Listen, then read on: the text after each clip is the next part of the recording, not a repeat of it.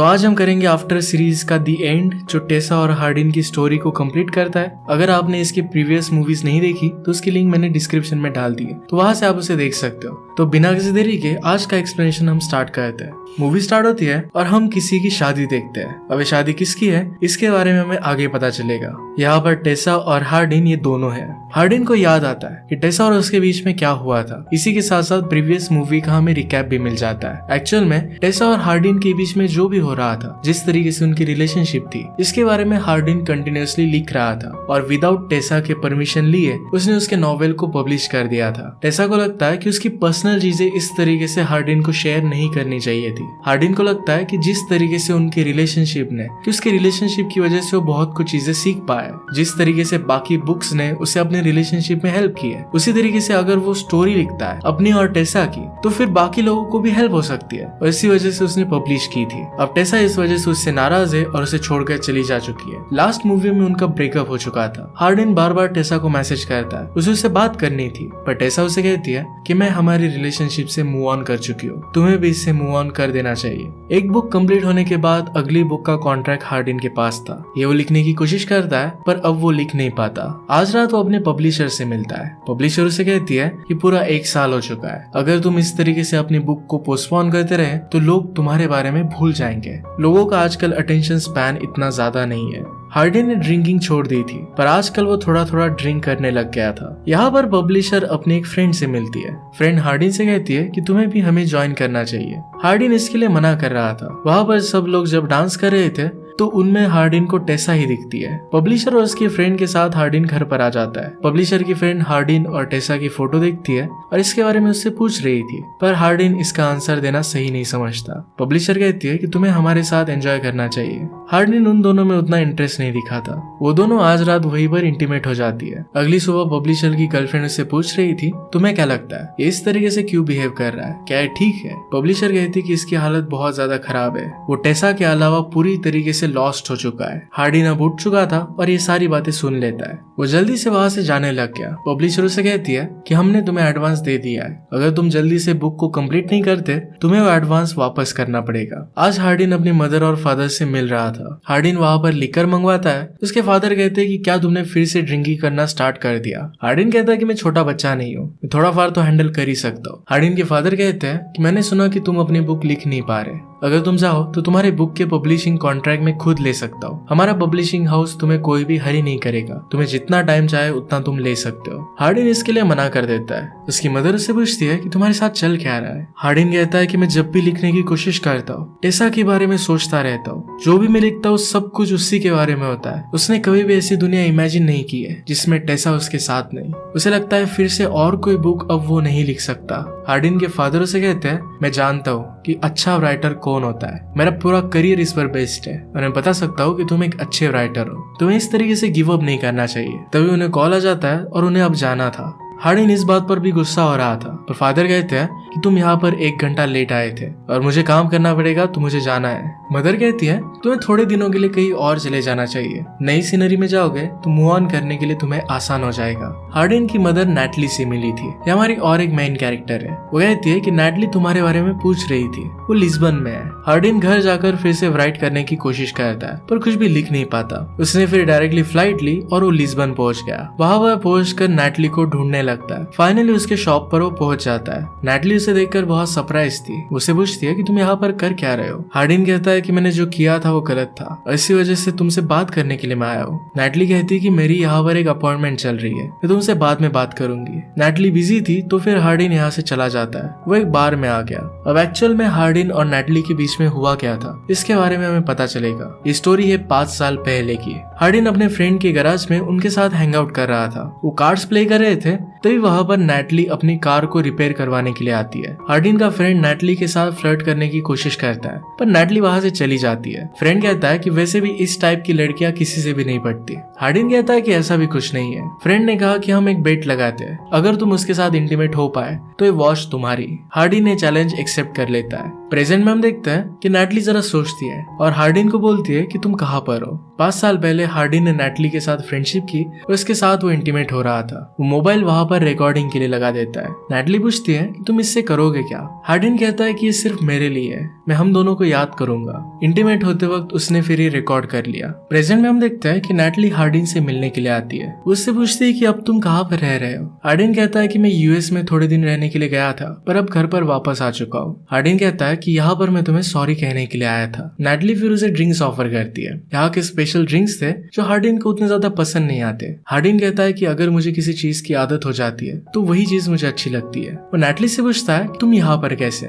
Natalie कहती है कि मैं कॉलेज जाना चाहती थी, पर जो भी कुछ हुआ उसके बाद मेरी स्कॉलरशिप कैंसिल हो गई। उसके पेरेंट्स ने भी उसे सपोर्ट नहीं किया था। उसे अब सारी जिंदगी फिर से शुरू करनी थी और इसी वजह से जहाँ पर भी उसे अच्छा लगे वहाँ से वो शुरू कर सकती थी। इसी वजह से वो लिस्बन में आ गई। हार्डिन फिर से उसे सॉरी कहता है कि मेरी वजह से तुम्हें सब कुछ भुगतना पड़ा। मैं विश करता हूँ कि मैं टाइम में फिर से वापस जा पाऊँ। इस तरीके की गलतियां मैं नहीं करता। हार्डिन कहता है कि मैं एक अच्छा इंसान बनने का ट्राई कर रहा हूँ। इसी तरीके से बात करते करते उन्होंने टाइम स्पेंड किया। नैटली उसे यहाँ का फेमस फूड खिलाती है। नैटली कहती है कि मैंने तुम्हारी बुक पढ़ी थी, उसे बहुत अच्छी लगी थी। वो पूछती है कि टेसा का क्या हुआ। हार्डिन कहता है कि मैंने वो भी बर्बाद कर दिया। अब पास्ट में हम देखते हैं जब हार्डिन नैटली के साथ था तो नैटली को पता चला कि हार्डिन ने वीडियो अपने फ्रेंड्स को सेंड कर दी है। सब लोगों ने उनका वीडियो देख लिया था। हार्डिन इस बात से बहुत गुस्सा हो जाता है। अपने फ्रेंड से कहता है कि तुमने किया क्या, उसने गलती तो कर दी थी और तब वो उसे सुधार नहीं सकता था। अब 5 साल बाद वो नैटली से सिर्फ सॉरी कहने के लिए आया था। अगली सुबह हार्डिन जब उठा तो नैटली उसे मैसेज कर कहती है कि बीच पर आ जाओ। बीच पर वो उसे अपने फ्रेंड से मिलवाती है। हार्डिन के बारे में नैटली अपनी फ्रेंड से कहती है कि हार्डिन मेरा पहला प्यार था। इसके बाद वहाँ पर नैटली के कुछ फ्रेंड्स आते हैं। इसमें एक का नाम था सेबेस्टियन हार्डिन से हाथ भी नहीं मिला था। नैटली सेबेस्टियन को कहती है कि हार्डिन एक ऑथर भी है। जब उसके बुक के बारे में नैटली के फ्रेंड्स को पता चलता है तो ऑलरेडी उन्होंने बुक पढ़ कर रखी थी। वो उसकी ऑलरेडी फैन थी। वो डिस्कस करते हैं कि इस पर मूवी भी बन रही है और इसे हैरी स्टाइल्स ये एक सिंगर प्ले करने वाला है। एक्चुअली ये जो सारी आफ्टर सीरीज है ये एक फैन फिक्शन थी और हैरी स्टाइल्स को इमेजिन कर इसे लिखा गया था। तो उस वजह से इस तरीके से इस मूवी में इसके बारे में बात करना एक ईस्टर एग बन जाता है। सेबेस्टियन कहता है क्या हमारे साथ कुछ डेयरिंग का करना चाहोगे। हार्डिन इसके लिए हाँ कहता है। नैटली तो उसे मना कर रही थी। हार्डिन मानता नहीं और फिर वो लोग सब एक क्लिफ पर जाते हैं। एक बड़ी सी क्लिफ के ऊपर से उन्हें जंप करना होता है। हार्डिन बिना कुछ सोचे वहां पर जंप कर देता है। जैसे ही वो पानी से बाहर आया तो उसे टेसा की याद आ रही थी। फर्स्ट पार्ट में जिस तरीके से वो लेक में गए थे इसके बारे में वो याद करता है। नैटली पूछती है कि क्या तुम ठीक हो। हार्डिन कहता है कि मैं ठीक हो जाऊंगा। आज वो घर आकर फिर से राइड करने की कोशिश कर रहा था पर कुछ भी कर नहीं पाता। उसे अपने ब्रदर का कॉल आ रहा था पर इसे वो पिकअप नहीं करता। फिर से टेसा को मैसेज करता है कि मैं तुम्हें मिस कर रहा हूँ। टेसा सिर्फ इसे पढ़ लेती है और फिर रख देती है। अगली सुबह हार्डिन फिर से नैटली से मिलता है। नैटली उसे एक हेल्दी जूस देती है। हार्डिन कहता है कि मुझे ये सब चीजें अच्छी नहीं लगती, पर एक्चुअली जब उसने उसे टेस्ट किया तो उसे अच्छा लगता है। नैटली फिर हार्डिन को एक शिप पर लेकर जाती है। हार्डिन कहता है कि इस तरीके से जरा बाहर आना ये मुझे अच्छा लग रहा है। मैंने खुद को घर में बंद कर रखा था। नैटली उसे समझने की कोशिश कर रही थी। हार्डिन कहता है तुम्हें किसी पर्सन के लेयर्स को खुले करना अच्छा लगता है। नैटली कहती है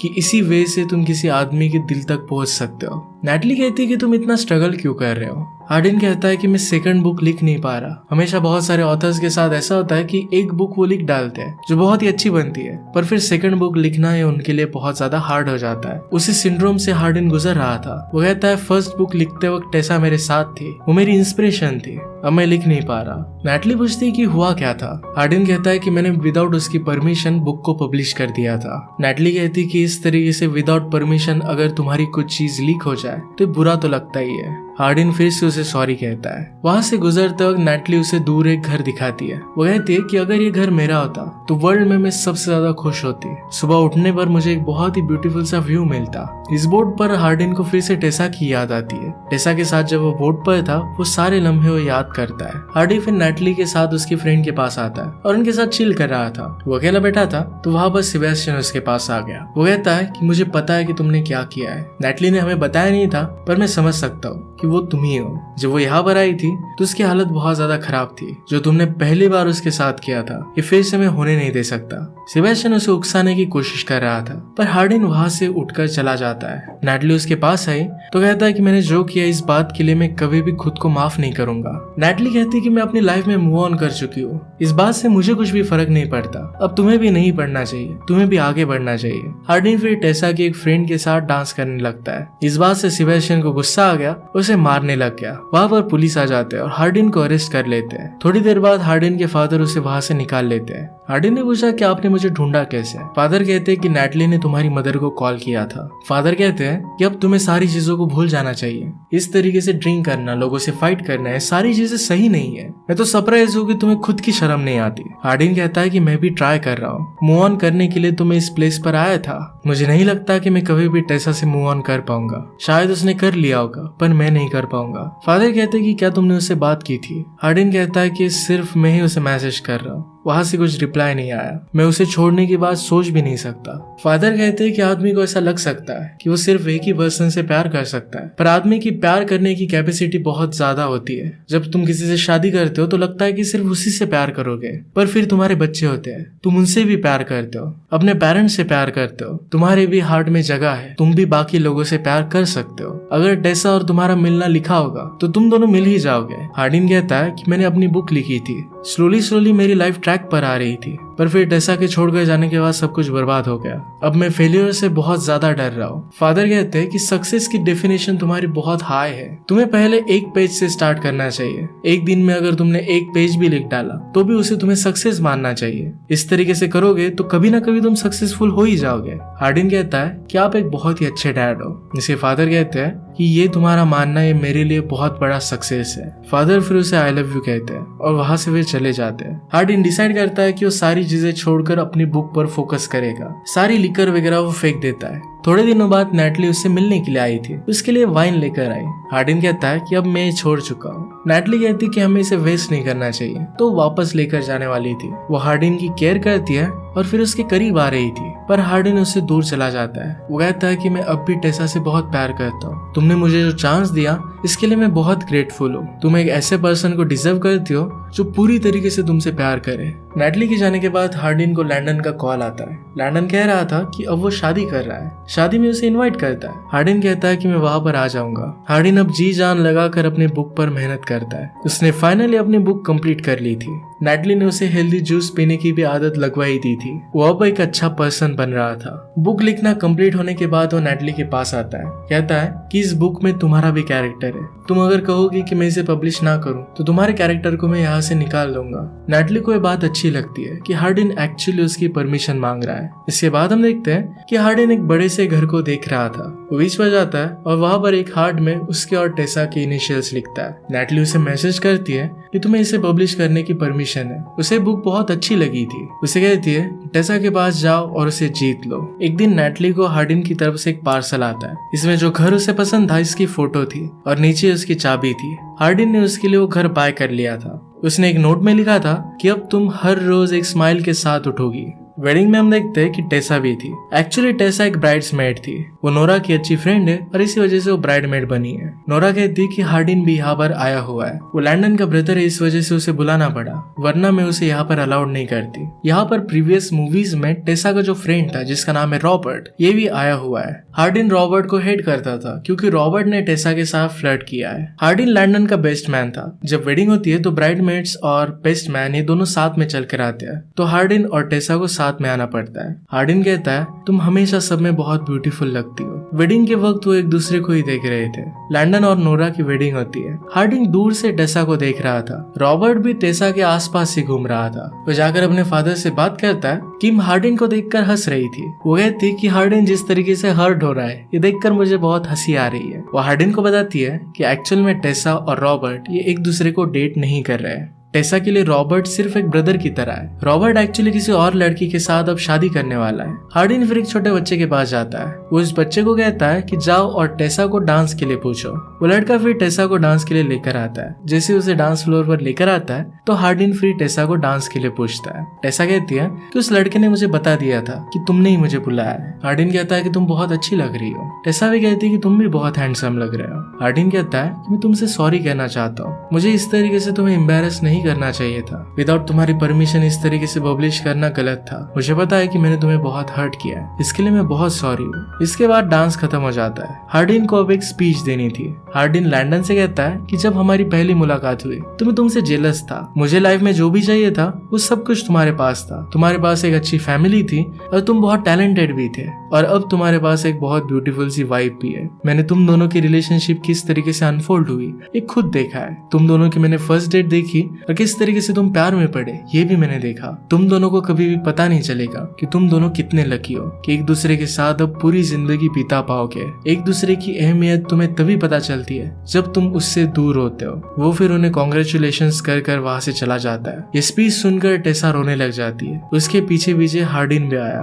टेसा कहती है किस तरीके से हम दोनों के बारे में तुम बात नहीं कर सकते। वो बहुत इमोशनल थी। हार्डिन कहता है कि क्यों नहीं कर सकता। टेसा कहती है कि ये सारी चीजें मेरे लिए बहुत हार्ड हो जाती है। तुम हमेशा इंटरव्यूज में कहते रहते हो तुम मुझसे कितना प्यार करते हो। हार्डिन कहता है कि मैं सिर्फ तुम्हारा अटेंशन पाना चाहता था। टेसा कहती है कि तुमसे मुझे बहुत गुस्सा आता है। वो फिर उसके पास जाकर उसे किस कर लेती है। वो दोनों वहीं पर इंटीमेट होने लग गए। इसके बाद टेसा कहती है कि मैंने जब तुम्हारी मैन्युस्क्रिप्ट पढ़ी थी तो मैं इस बात से बहुत डर गई। लोग क्या सोचेंगे इस बात से मुझे बहुत फर्क पड़ रहा था। मेरा इस तरीके से सोचना गलत था। वो कहती है कि मैं सिर्फ तुम्हें चाहती हूँ, मुझे लोगों की परवाह नहीं करनी, मुझे सिर्फ तुम्हारे साथ रहना है। हार्डिन कहता है कि मैं तुमसे बहुत प्यार करता हूँ, तुमसे शादी करना चाहता हूँ। वहीं पर एक रिंग लेकर उसे वो प्रपोज कर देता है। टेसा ने इसके लिए उसे हाँ कहा। इसके बाद हम देखते हैं कि कुछ साल गुजर चुके हैं। हार्डिन ने और बुक्स लिखी है। वो घर पर आता है तो वहां पर टेसा और उसकी डॉटर भी थी। उनकी फैमिली अब कंप्लीट हो चुकी थी। हार्डिन टेसा की बेली को किस करता है और टेसा फिर से प्रेग्नेंट है।